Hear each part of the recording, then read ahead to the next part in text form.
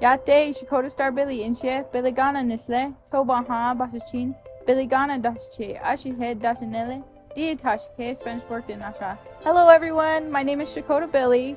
I am Running Strong's 2020 Dream Starter. My dream is youth are the answer to our ancestors' prayers. I want my community to learn about Hojon, which is beauty all around in the Navajo culture. I want to show my community the 5 types of wellness: physical, spiritual, cultural, mental, and environmental. Right now we have been working on food prep, healthy food prep. So dry foods, we've been juicing veggies and fruits and learning to can for preserving our foods for longer use.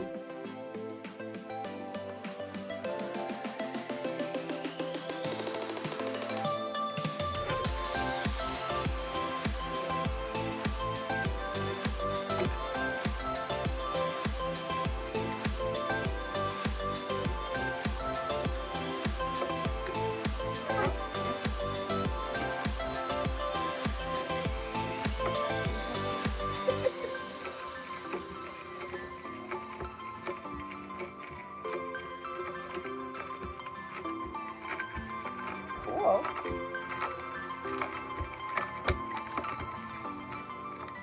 That's really cool.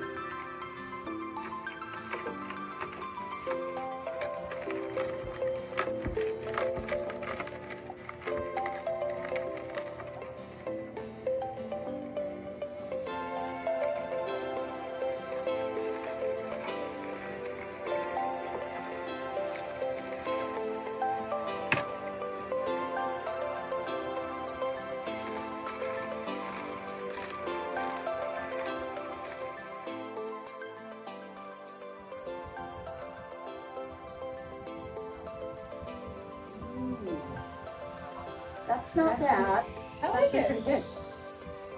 And I think, I think one more apple would have been okay. I like That's it. pretty good. I like That's it too. really good.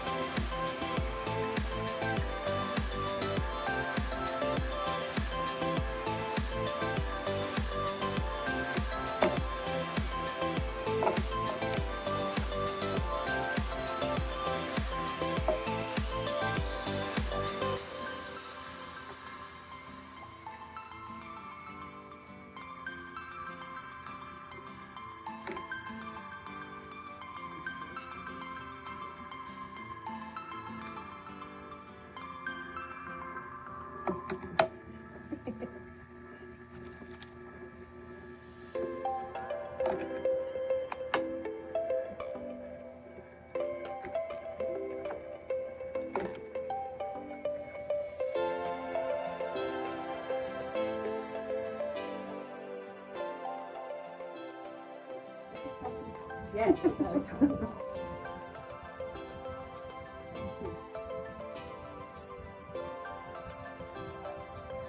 Ooh, nice.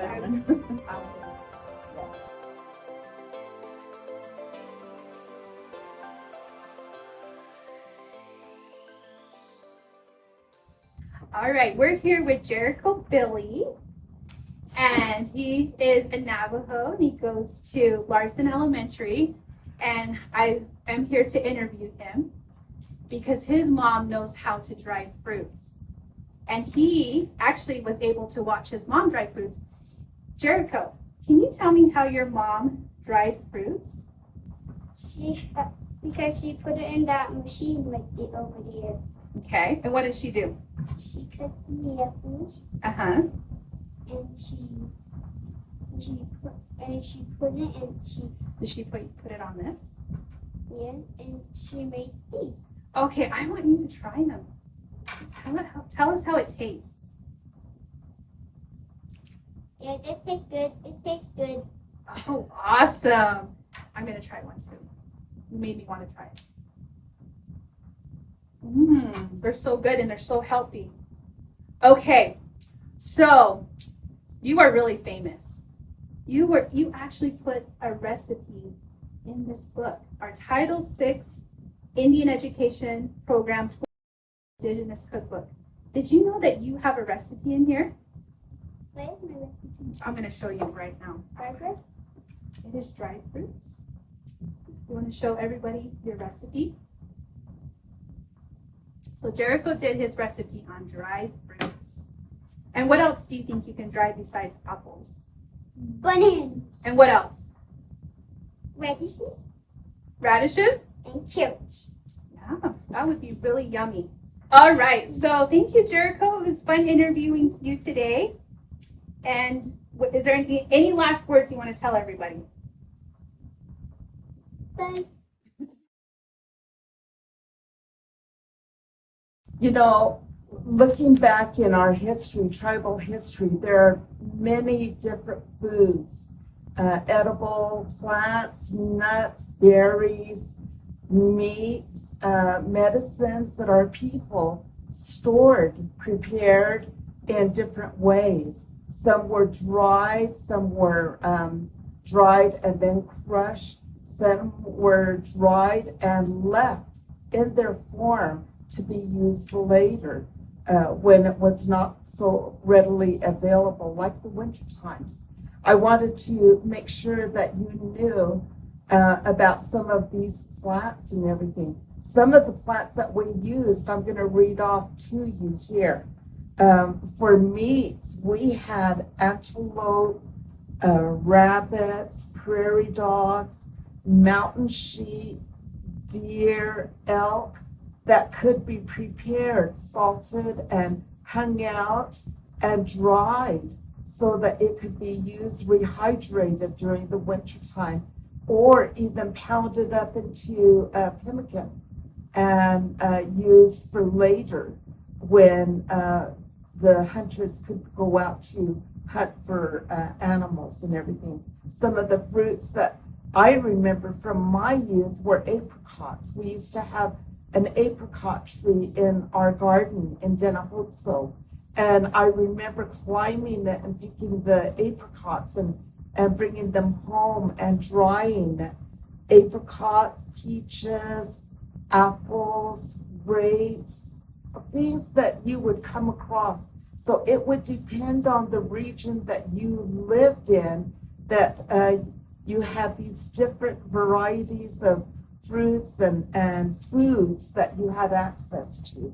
Some of the berries that we dried and we would use are juniper berries, sumac berries, cedar berries. These were all used and dried and stored and put away for later use. Some of the vegetables, corn, a lot of the squash and pumpkins, melons, yucca fruit, potatoes.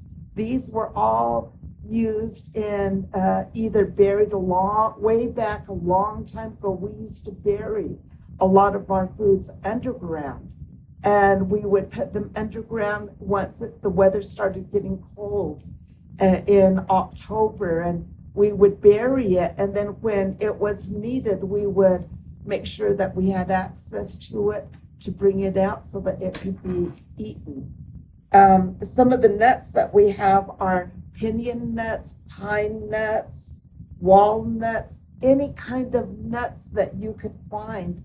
And not only these nuts were available, but we also had so many medicines that grew out in the desert, in the valleys, in the washes, plants that we would use to cure our livestock or to cure ailments that we had.